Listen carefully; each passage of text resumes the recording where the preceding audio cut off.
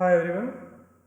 In this video, we will learn what is gas chromatography, what are the principles, and what are the applications of gas chromatography.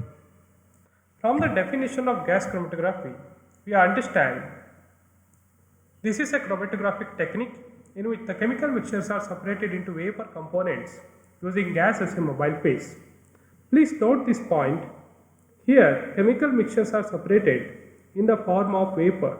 The components will be in the form of vapor, and the mobile phase used is gas. This is different than what we have studied earlier, which are paper chromatography, thin layer chromatography, and column chromatography. In all these three, we have seen liquid was used as a mobile phase, but in this case, we see gas is used as a mobile phase. There are basically two types of gas chromatography. One is gas solid chromatography, another one is gas liquid chromatography. Gas solid chromatography is basically used for the separation of low molecular weight gases such as H2S, CS2 and carbon dioxide, whereas gas liquid chromatography can be used widely for the separation of various chemical mixture. Please note this point. This gas liquid chromatography is widely used in all the industries, whereas gas solid chromatography is not that used. We will watch some videos on gas chromatography working principle, construction, and the application, retention time, and then we will come back to this discussion. GC instrument is constructed by various parts which are gas tank valve, gas tube, gas flow controller, GC oven, sample inlet, GC column, detector and a recorder. Now coming to the details of various parts of GC instrument. First part is gas tank, which is made up of stainless steel and contains gas which can be used as a mobile phase. And these gases may be helium, nitrogen, hydrogen, argon, carbon dioxide and air. Amongst all these gases, helium is most commonly used as a mobile phase in GC. Next part of GC instrument is gas controller. It will help us to control the gas flow rate. In GC, pressure of gas should be in the range of 40 to 80 psi. Now coming to the GC oven, which is an enclosed chamber and used to maintain temperature, especially high temperature, and it can be heated up to 400 degrees Celsius. Now coming to the sample inlet, where we can inject gas or liquid sample.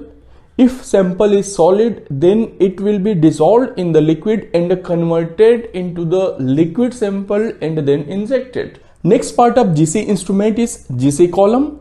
Two major type of columns are available. First one is capillary column and the second one is packed column. Generally, capillary column is used in GC and the length will be 1 to 300 meter. And the internal wall of this capillary column is coated with high boiling point stationary phase like silicon polymer or ethylene glycol. Now coming to the detectors used in GC. So various types of detectors are used in GC, which are thermal conductivity detector or TCD, flame ionization detector or FID, electron capture detector or ECD, thermionic specific detector or TSD, flame photometric detector or FPD, photoionization detector or PID, and a mass spectral detector or MSD. MSD is most sensitive detector amongst all these detectors. Now coming to the working of GC instrument. So first we will open the gas tank valve. Then set the pressure of gas mobile phase at 40 to 80 psi. Now gas mobile phase will be flowing in the GC column. After that, we will inject the sample through the sample inlet. If sample is gas, then gas syringe will be used. If sample is solid, then it will be dissolved in the suitable liquid and converted into liquid sample. And if sample is liquid, then we will inject the sample through the micro syringe at the sample inlet. If gas sample is injected, then it will directly go towards the column along with mobile phase for elution like this. But if we are injecting liquid sample, then it will be converted into gaseous form due to heating created by heated metal block present in the sample inlet part. Now vaporized liquid sample will be moved towards the capillary column. When vaporized sample or gaseous sample will enter into the column, then separation starts according to the boiling point and the size of the molecule. Low boiling point compound and smaller size molecule will show higher affinity with mobile phase and probably elute out faster. And comparatively higher boiling point compound and larger size molecule will probably elute out later. But some compounds are having very high boiling point and are not eluted in normal condition, so we can increase the temperature of oven and increase the elution rate. This gradual increment in temperature is called temperature programming, and ultimately eluted molecules will reach to the detector and the chromatogram will be visible in the recorder according to the intensity and the retention time of the compounds, like this. So this is the complete detail about instrumentation and working of GC instrument.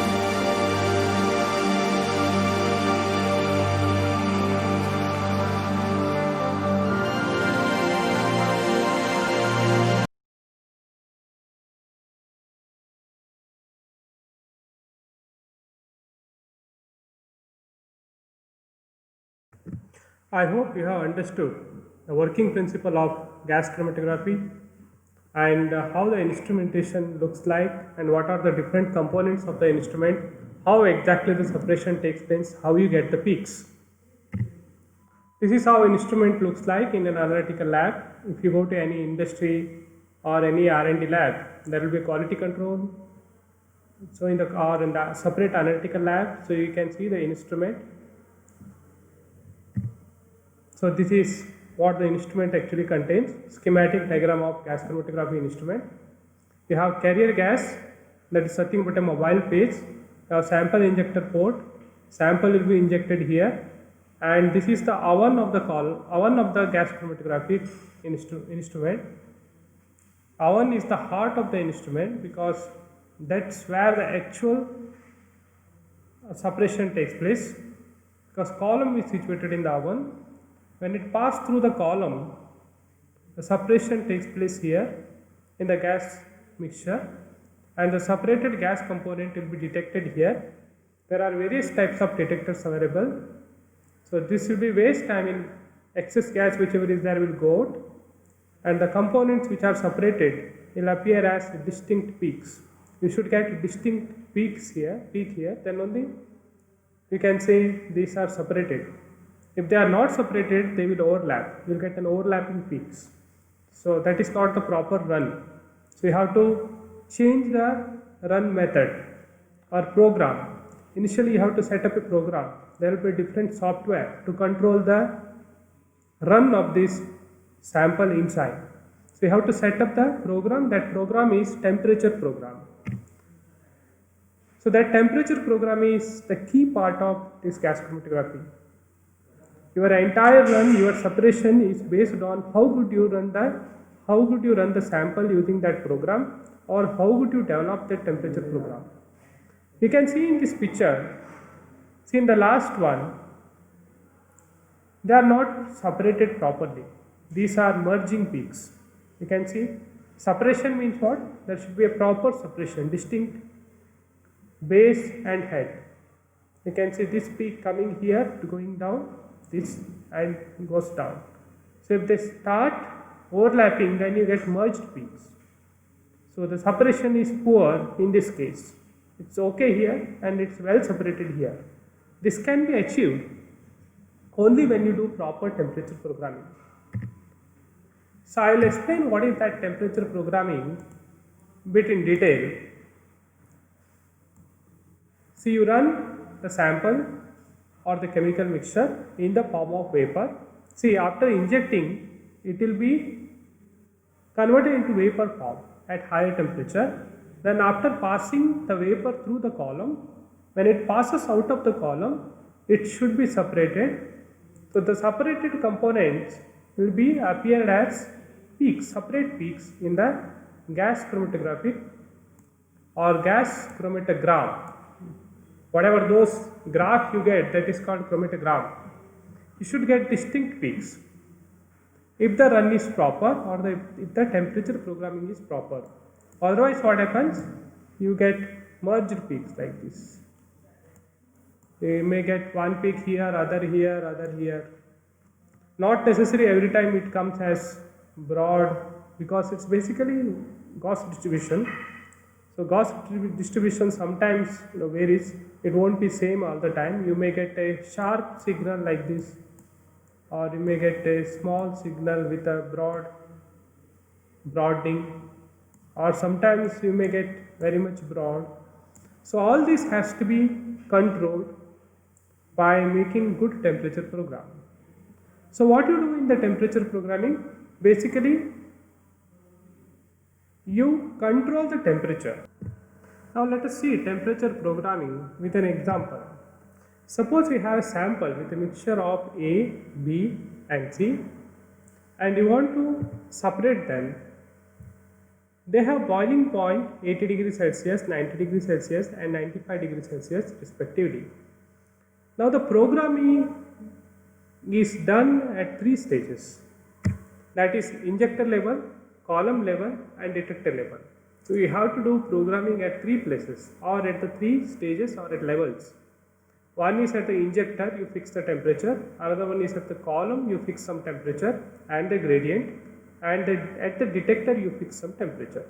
So there's a particular software for each particular GC. So developed by the company. So you'll be using that in the computer. So remember, you need to fix the temperature at the injector. That temperature should be greater than the boiling point of the highest. That means what? So you have 95 degrees Celsius, which is the highest temperature among the three. Now the temperature at the injector should be greater than the highest. Then what happens? All three components will be vaporized. There is nothing which will be left behind. Okay. Then you fix the column temperature, which should be more or less average. You can fix something around 90-95 degrees Celsius and fix a gradient or ramp, and that starts from, like, it may be 5 degrees Celsius per minute or 1 degree Celsius per minute or 2 degrees Celsius per minute. That means you are fixing a ramp at every interval of time. Suppose 2 degrees Celsius per minute means what? Every 1 minute there is a 2 degree rise in the temperature. Or 5 degrees Celsius per minute means what? Every 5 minutes there will be a 5 degrees Celsius increase in the temperature. And you have to fix the detector temperature. It can be more than this highest, or it can be just average of this, so that all will be eluted in the vaporized form. Okay, these three things you should keep in mind. And the flow rate should be close to 20 to 30 ml per minute, which is more or less it is same for all the GC. Now after running the sample mixture, after setting up this program, suppose you are getting this kind of chromatogram, then it is fine. You don't have to change your programming because you have maintained everything fine. You can see the separation here. Suppose, and separation is proper, like A, B, C. You have eluted out three components. I will mark this A, B, C. See, there is a good separation between A, B and C. You can actually find the area and do other calculations. Now this temperature programming is fine now. You don't have to change anything. Suppose you are not getting like this. Suppose B and C are merging because there is a small difference between temperature or boiling point. Okay. Then what happens? How will you rectify that? You got A, you got B, and you got C here. Now in this case, B and C are merging. Remember, x-axis is TR, that is retention time, and y-axis is percentage, and normally it is called detector response. So what will you do in this case? Because B and C are not properly separated. Now you cannot do area calculation, all those statistics you can't do. It will be difficult for quantitative analysis, or it will be difficult whether there are more peaks here to predict that. Okay. At this condition, what will you do? See, from this to this, the separation is fine. B is well separated from A, but it is merging with C. Now you want to increase this distance, B and C.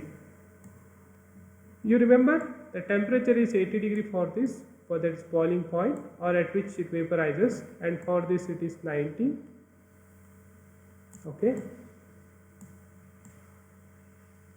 And for this it is 95.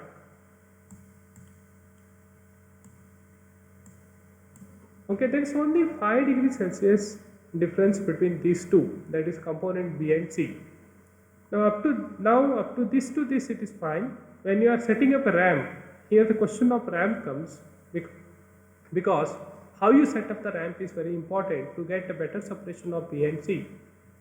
Now 80 to 90 is fine. From 90 to 95 you can increase the temperature very slowly. Suppose here you are increasing the temperature like 3 degrees Celsius per minute, suppose, or 5 degrees Celsius per minute. From beginning, that is 0, or somewhere around 40 degree, 50 degree, you can start. The column temperature you can start from 90, or you can keep that 90, 95. But when you set up the RAM, that is, suppose you start the temperature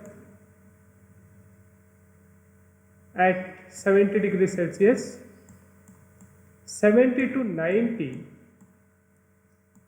you can keep like every 5 degrees Celsius per minute. Okay, then every minute there will be an increase of 5 degree, and after that 90, what happens? 90 to 95, they come very fast. I mean, compared to A and B, they will be very closer. At this case, if they are merging, you can increase the RAM. How? I mean, you can slow up it. You can make 2 degrees Celsius per minute. If it is still merging, you can go lower, 1 degree Celsius per minute. So if you do this, there will be a better separation of B and C. Maybe at BSc level it is a bit complicated to understand, but remember this much, that you have to change the RAM if there is a overlapping. Quantitative analysis using gas liquid chromatography. Remember this GC or GLC is used for both qualitative and quantitative purpose. So how do you do quantitative estimation? So there are various methods of doing quantitative estimation by using gas chromatography, but I explain a very simple technique here, which is very much enough for BSc students and very fundamental it is. Suppose in a mixture you want to know how much component A is present. Quantitative means what? You are looking for the amount of the substance which is present in the mixture. You have a component A and you want to know how much is present in the mixture. So what will you do? You should know what is that component A. Suppose it is aniline. For that, you should do the qualitative approach first. How will you do the qualitative approach? Component A, that TR, you should match with the known, and you should analyze by other spectroscopic techniques like NMR or HPLC, or I mean LCMS or GCMS. You have to confirm this component A is the one which compares with the standard. I mean, you will be comparing with various samples and you will come to know component A is this particular compound. It may be aniline. Then you should match the TR with aniline. So once you know the component A qualitatively, now you look for quantitative estimation. So what will you do? To take the pure component A of known concentration, that is called standard sample. Okay, if it is aniline, then you take pure aniline and with known concentration, run it in the same JC. Run it in the same JC. Don't change the column or condition. Make the same program, temperature program, and run it. So you get certain counts. How do you get this count? This is nothing but peak area. So how do you get the peak area? You have to just calculate the area of this Gauss distribution curve. That is done automatically in the GC using that software. You should know the area of this. That may give in different units. What is written here is in counts. So peak area is count of 1000 for the pure sample of known concentration. Okay, see the graph here, concentration and peak area you are plotting. For 100 microliter concentration, okay, the area is 1000. Area is 1000. Now what you do? In the same GC, you have already run this one, that is sample mixture, correct? You compare that with this. Look for the count of that component, how much it is giving. That is giving suppose 700. Then for 700, what will be the concentration? I hope you have understood, because for 1000 concentration is 100, for 700 how much? You can just do cross calculation, cross multiplication. So you will get, or you can do plotting, whatever. For 1000 it is 100, for 700 how much? You are getting 70, correct? 70 as the concentration of this in the mixture. So this is a simple way of understanding quantitative analysis and do the quantitative estimation of certain component. So that's all in the syllabus of BSc third semester chemistry, Mysore University. So then go through some of the references which are listed here, and there are various e-learning materials available. Please go through them. Thank you one and all.